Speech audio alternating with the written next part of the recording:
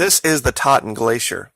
Recently, there's been put out a report that it wasn't this glacier, but this was a good picture to show it, that somehow, during some of the worst storms down here, huge saltwater seas have opened up inside these glaciers, meaning the water's getting in from underneath. And once they compromise it that way, the loss of ice is just unstoppable.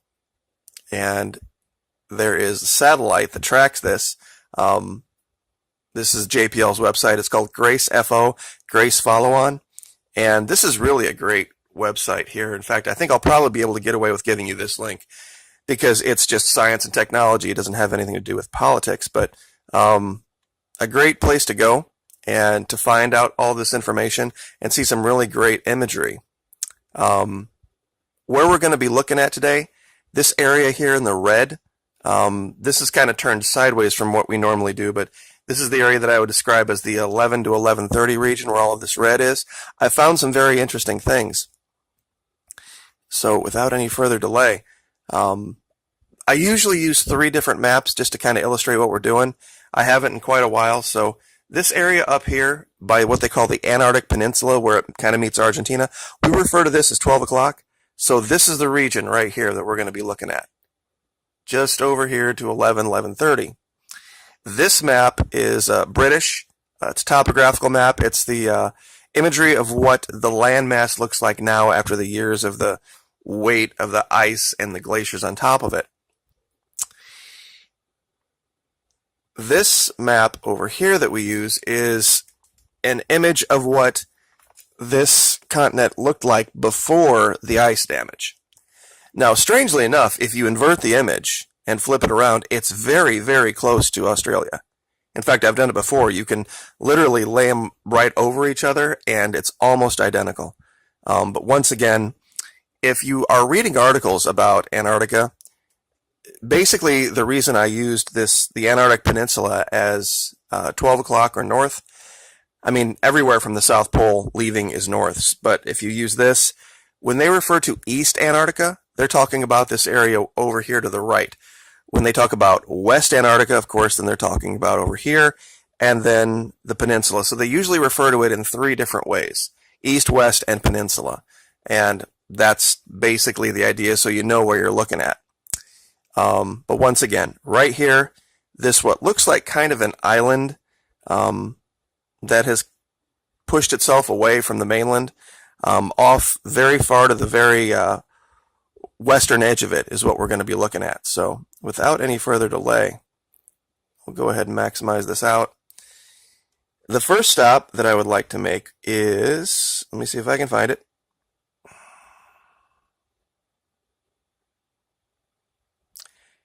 There it is. We'll fly right to it. One of the reasons I use Google Earth Pro is you can look at things in different time, meaning over history. You can look at them in different aspect, meaning from different angles. And you can see things that appear in some years that don't appear in others. And things that appear at certain angles that don't in others. You can also use light shading to reveal things that are hidden in shadow. Now, the reason I started out with this artificial port structure, is we'll zoom out real quick here from it. And as you can see, just looking at it straight down, you'd have no idea it was there. But when you zoom in and you tilt the camera, and this is a technique I've asked everyone who wants to participate in this to use, you see very clearly 2 very deep channel ports, or entranceways to a port, because when you come up here to where this ends, anyone who's lived anywhere near a body of water where ships come and dock, you'll recognize these structures. These aren't natural. These are cut off perfectly square. These are docks. And no one has constructed this down here. And once again, all of these locations that I'm going to show today, I will give you specific coordinates for, and you can go look at this for yourself. And it's not any modern activity. This is the remnants of what used to be a seafaring civilization. We've showed this before. Now the next location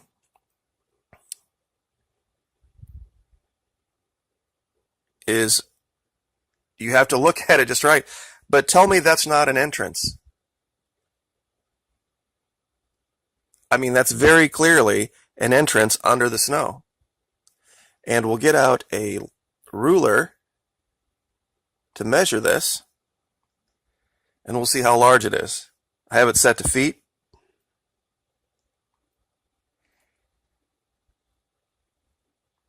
Top to bottom, 800 feet.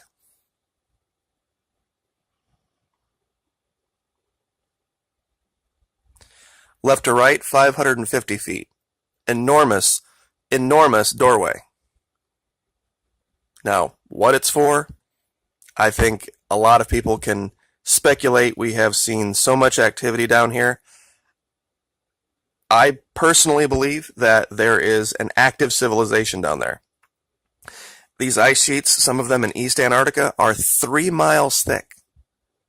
And we've shown even modern science has discovered caverns down there that are large enough that you could take off a plane and fly around inside the cavern and land with no problem. And 3 miles of ice is plenty.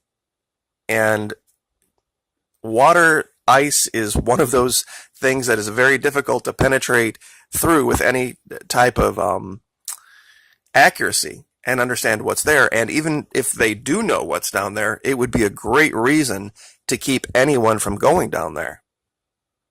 I still wonder why Carrie went down there. What possibly could have been the point? Unless maybe they're negotiating with a civilization down there that's much far advanced, and there could be different things going on the table that we don't know about. And like I said, all speculation, but given that we've covered this now since last October and uncovered a couple hundred different places, this next location, once again, it just looks too perfect to be something that is just a result of natural occurrences. This looks like an artificially constructed road and island. If you look at what's going on in the Spratlys, what China is doing, this is the best analogy that I can give for this. Is that this was all water at one time, and they constructed this this pathway, and it continues inland. Here's another one that comes out, and when you look at it, like I said, from a distance, from above, it just doesn't look natural. And this tunnel and we've covered these before, that goes off to the interior, clearly goes down under the ice and then disappears.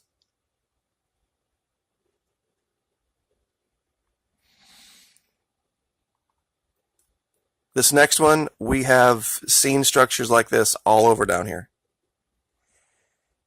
For some reason, there are things that have clearly been blacked out. Now this, for lack of a better term, this ribbing that we have uncovered is evidence of something down there, something different than the areas around it.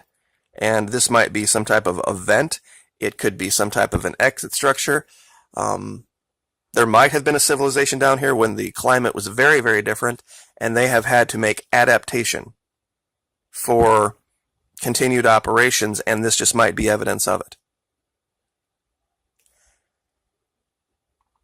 And the last place we're going to go, once again, is what looks very much like a port structure.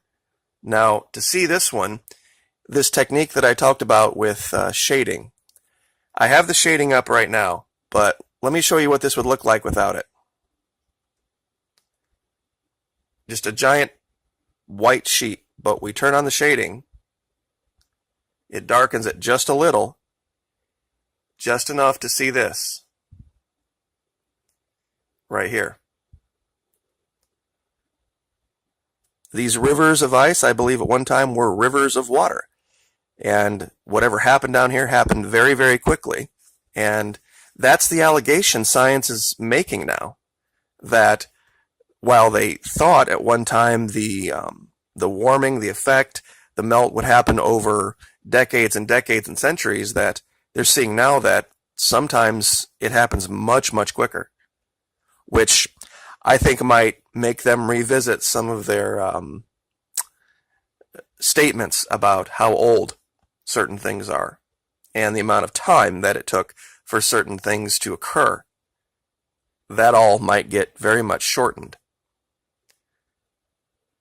One of the odd things that kind of goes with Venezuela about this is that I believe it was Arthur C. Clarke that wrote The Lost World, and it's about Venezuela. There are parts of South America and northern Brazil, southeastern Venezuela, that no modern man has ever set foot on, has ever seen. It was only a couple of years ago that they found an entire tribe of human beings that had never seen modern man.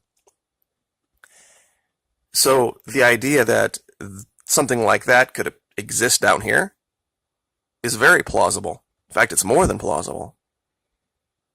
Because man adapts. We adapt to all sorts of different environments. Jungle and ice. There's people that even live in Siberia. The heat of Africa. It's we will find a way. Life always seems to find a way on this planet. And the more we look at these structures and look from above and look historically, which is the key and changing aspects, there are maps out there that are a lot more detailed than the ones that Google Earth Pro does, but they don't have all of the other abilities to go back through time and change aspect on. I think there's honestly locations and places down here where there's imagery that not even Google knows it has. I mean, they just sent up the sats, they took the pictures, they took them from all different angles, they compiled everything, and probably just made the giant assumption that the image that you're looking at here would be all the farther anyone would go. And just since October, if you look at all of the different pins and locations, that's what we've been able to uncover. Just taking the time to look at things slowly and critically. So we will leave it there and let you guys, like I said, I'll put all of these coordinates of those, I think it was 6 locations, and let you guys find them for yourself. But the more we look at it, the more it's becoming very apparent that something is happening in Antarctica, and they're not going to be able to keep it secret much longer. Like, share, subscribe.